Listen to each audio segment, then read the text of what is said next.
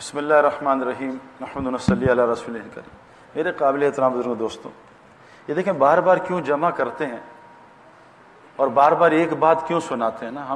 ہمیں بعض دفعہ میں حرم میں نماز پڑھ رہا تھا تو ایک نوجوان میرے پاس آیا تو مجھ سے آ کے کہتا ہے سعید بھائی آپ تبلیغ والے ایک ہی بات سناتے ہیں کیوں؟ تو میں نے اس سے کہا تم بتاؤ تمہیں حرم کا قاری کون سا اچھا لگتا ہے؟ کہتا ہے شیخ سدیس بہت اچھے لگتے۔ میں کہا شیخ سدیس مغرب میں پھر سورہ فاتحہ سنائیں گے، ان کو کہنا کچھ اور سنا دیں، نعت سنا دیں جنید جمشید کی۔ تو ہم روزانہ سورہ فاتحہ سنتے ہیں، یہ کیوں ہر نماز میں سورہ فاتحہ، کیوں ہر رکوع میں وہی تسبیح، سجدے وہی تسبیح؟ انسان مٹی کا بنا ہے، مٹی کو روزانہ ہی پانی ڈالنا پڑتا ہے، روزانہ پانی ڈالنا پڑتا ہے، وہ مٹی کی ضرورت ہے، ہم مٹی کے بنے، روزانہ پانی ڈالو، اس میں ایک ہی پانی ڈالو، بار بار ڈالو، روزانہ سورہ یاسین پڑھو۔ جو روزانہ سورہ یاسین پڑھے گا صبح سارے کاموں میں اللہ اس کی مدد کریں گے۔ جو روزانہ سورہ ملک پڑھے گا اس پہ قبر کا عذاب نہیں ہوگا۔ روزانہ روزانہ روزانہ۔ آج مسئلہ یہ دیکھو، اللہ نے حضرت محمد صلی اللہ علیہ وسلم کو جو اتنا اللہ سے کنیکٹڈ تھے کہ 24 گھنٹے آپ کا کنیکشن صرف ایک دفعہ اللہ سے کٹتا تھا جب آپ قضاء حاجت کے لیے جاتے تھے۔ وہاں قضاء حاجت کر کے کیا پڑھتے تھے؟ غفرانک، یا اللہ مجھے معاف کر دے، کیوں کوئی گناہ تھوڑی کیا ہے، میں تو اپنی ضرورت پوری کی، یا اللہ یہ جو میں نے قضاء حاجت کے وقت میں تیرے ذکر نہیں کر سکا اس کے لیے مجھے معاف کر دے۔ آپ سوتے میں بھی کنیکٹڈ رہتے تھے، آپ کا وضو نہیں ٹوٹتا تھا۔ آپ کو بھی اللہ قرآن میں کہہ رہا ہے، سورہ کہف کی آیت ہے، اے میرے نبی آپ بھی اپنے آپ کو ایسے محلوں میں بیٹھنے کا پابند بنا لیں جہاں لوگ صبح شام اللہ کا ذکر کرتے ہیں۔ اللہ کے نبی کو بھی صبح شام بیٹھنے کا حکم ہے، تو ہمیں یہ سارا حکم ہمارے لیے، اور ہمیں فرمایا نبی کی اتباع کر۔ تو آج ہم صبح شام کہاں ہوتے ہیں؟ صبح بستروں میں ہوتے ہیں اور شام کو کاروبار میں یا دکانوں میں ہوتے ہیں۔ تو اللہ کے نبی صلی اللہ علیہ وسلم فرمایا تم تھوڑی دیر فجر کے بعد، تھوڑی دیر عصر کے بعد اللہ کا ذکر کیا کرو، اللہ ساری ٹائم مینجمنٹ تمہاری اللہ ذمہ داری لے لے۔ 2 دفعہ کہا بس مجھے وقت دو، فجر کے بعد عصر کے بعد تھوڑی دیر میرا ذکر کر لو، میں ساری ٹائم مینجمنٹ کی ذمہ داری خود لیتا ہوں۔ آج مسلمان دیکھو ٹائم مینجمنٹ اس کی کتنی آؤٹ ہوئی ہے، کتنا پھنسا ہوا ہے دنیا میں۔ میرے پیارے دوست بزرگوں، دیکھیں یہ ایک نظام ہے اللہ کا، اس نظام کو سمجھنے کی ضرورت ہے۔ ایک دیہاتی آدمی کسی شہری آدمی کے گھر گیا تو شہری آدمی کے گھر میں 2 پورشن تھے، ایک پردہ لگا تھا، پیچھے اس کی فیملی تھی، اور یہاں سامنے ڈرائنگ روم تھا جہاں لوگ بیٹھتے تھے مہمان۔ تو جب دیہاتی آدمی شہری آدمی کے پاس گیا تو شہری آدمی نے اس سے پوچھا کچھ کھائے گا؟ دیہاتی تھا، ہاں، کہا بھوک لگی کھلا دو۔ اس نے کہا پہلے فروٹ کھاتے ہیں پھر مین کورس آئے گا۔ فروٹ اس نے آرڈر دیا، آواز دی بھائی فروٹ بھجوا دو، تو پردے کے نیچے سے ہاتھ آئے، فروٹ آ گیا، فروٹ کھا لیا اس نے۔ تھوڑی دیر بعد اس نے کہا بھائی کھانا بھجوا دو، تو پردے کے نیچے سے ہاتھ آئے، کھانا بھی آ گیا۔ پھر تھوڑی دیر بعد اس نے کہا کعبہ لے آؤ، پردے کے نیچے سے آیا، کعبہ بھی آ گیا۔ تو شہری آدمی نے کہا دیہاتی سے کہ اور کچھ؟ ان کا ایسا ایک پردہ مجھے بھی دلوا دو۔ تو پینڈو جو ہے پردہ لے کے چلے، لے لو۔ اس نے اپنے پنڈ میں جا کے پردہ لگا دیا، کہا پینڈو تمہیں اپنی کرامت دکھاؤں، اور پردہ لگا کے 500 آدمی بلا لیے۔ اب پردے کو آرڈر دیا، لاؤ کہا وہ فروٹ لاؤ، کوئی فروٹ نہیں آیا۔ انہوں نے کہا کھانا کھلاؤ، کوئی کھانا نہیں آیا۔ انہوں نے کہا اللہ کے واسطے ذلیل نہ کراؤ، کعبہ ہی پلا دو، کعبہ بھی نہیں آیا۔ سارے غیبی نظام چل رہا ہے جس کو آج مسلمان دیکھ نہیں پا رہے۔ ابھی ہمارے دوست وقار یونس ہمارے ایک ساتھی سے کہہ رہے تھے یار کہ سعید بھائی خوب دنیا کے مزے لے رہے ہیں، ادھر گھوم رہے ادھر گھوم رہے ہیں، ان کا پتہ نہیں کیا نظام چل رہا ہے۔ اور یہ جو نظام جو آج دنیا پھنسی ہے، میں اس میں پھنس کے 20 سال غرق ہو کے آ رہا ہوں اس نظام میں۔ انسانوں کا مسئلہ یہ ہے کہ وہ اللہ کی ماننے کو تیار نہیں۔ ڈاکٹر صاحب ہارٹ سرجری کرتے ہیں اور پہلے بتا دیتے ہیں کہ 5 لاکھ روپے لوں گا اور تمہارے ہارٹ کو کاٹوں گا، پیٹوں گا، اور تمہیں سارا بریانی، نہاری، رسگلے، گلاب جامن چھوڑنے پڑیں گے، اور تمہیں کڑوی گولیاں کھانی پڑیں گی۔ وہ کہتے ہیں ڈاکٹر صاحب تیار ہوں میں سارا حلال چھوڑ دوں گا آپ کے کہنے پہ، اور آپ کو 5 لاکھ آپریشن کی بھی دوں گا، اور تکلیفیں بھی برداشت کروں گا آپریشن کی اور کڑوی گولیوں کی، آپ کی ساری جو آپ کہہ رہے ہیں حلال چیزیں چھوڑ دوں گا۔ میرے پیارو، ڈاکٹر کے کہنے پہ آج مسلمان حلال چھوڑنے کو تیار ہے، اللہ کے کہنے پہ آج مسلمان سے حرام نہیں چھٹ رہا۔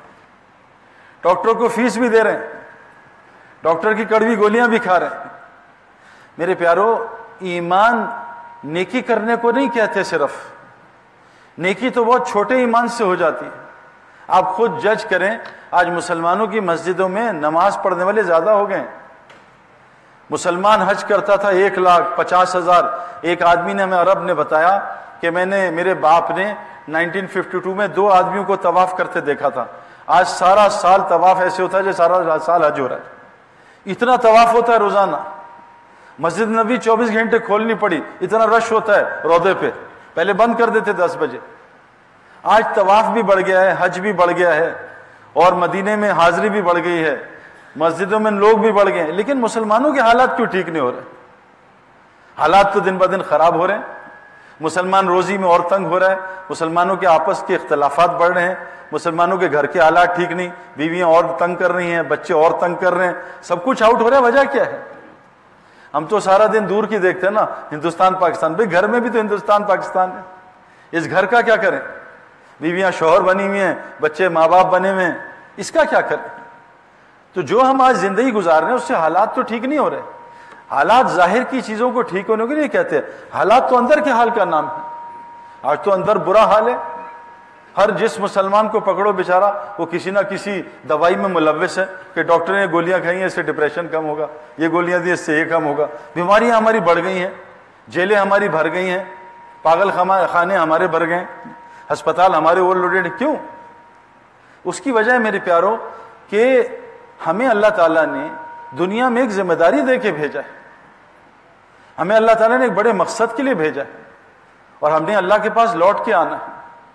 جو سب سے بڑی غلطی مسلمان یہ کر رہے ہیں, اللہ نے مسلمان کو دنیا میں مرنے کے لیے بھیجا, یہ جینے کی کوشش کر رہے ہیں. جو مسلمان دنیا میں جینے کی کوشش کرے گا اللہ اسے مار دیں گے. اس کو ہر جگہ ماریں گے, گھر میں بھی ماریں گے, باہر ملکوں میں بھی ماریں گے. ساری دنیا مسلمانوں کی کٹائی پٹائی ہو رہی ہے. کیوں؟ کہ اللہ نے دنیا میں جینے کے لیے بھیجا ہی نہیں ہے. میں نے تمہیں مرنے کے لیے بھیجا ہے.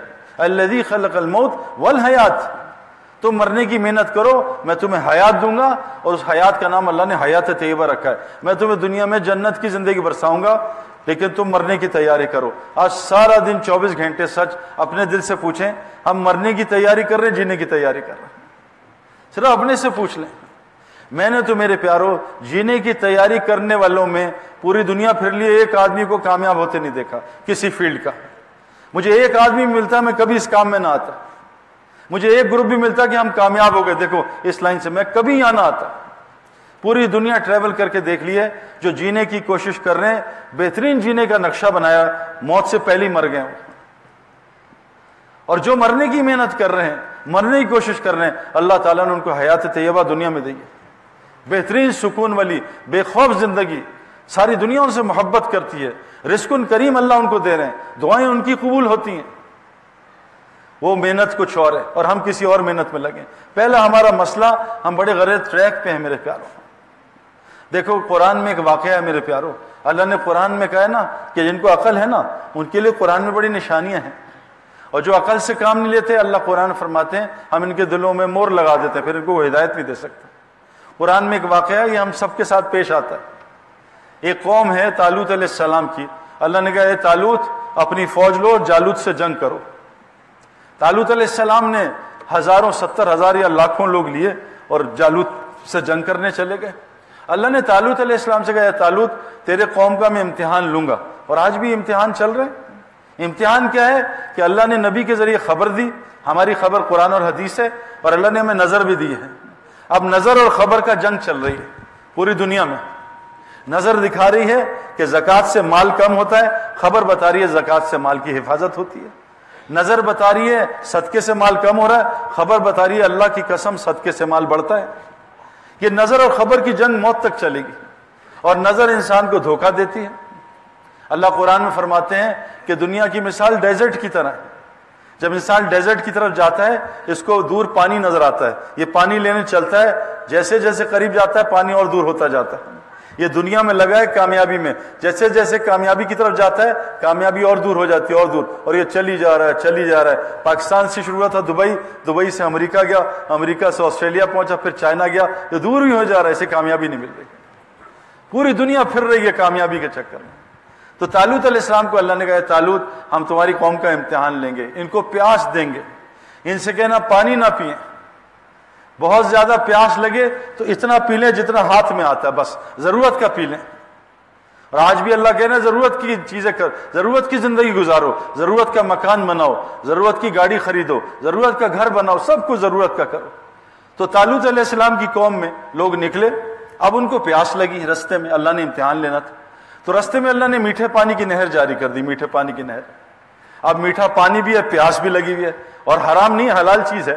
اللہ نے کہا پانی نہ پینا، بعضوں نے بالکل نہیں پیا، بعضوں نے بس مٹھی میں آیا پیا، اور بہت سارے لوگ، صرف لاکھوں میں سے 313 نے نبی کی بات مانی۔ یہ اللہ کا عجیب نظام ہے، بہت تھوڑے لوگ آتے ہیں صحیح رستے پہ، صرف 313 نے نبی کی بات مانی، ان کا نہیں پیتے ہم پانی، بعضوں نے تھوڑا پی لیا، اور لاکھوں لوگ پانی پیتے رہے پیتے رہے پیتے رہے۔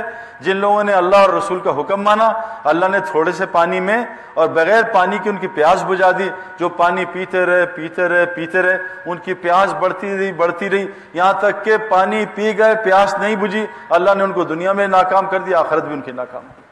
اور جو دنیا میں ضرورت کا پانی پیا، اللہ نے ان کو کامیاب کر دیا، 313 لاکھوں پہ فتح پا گئے۔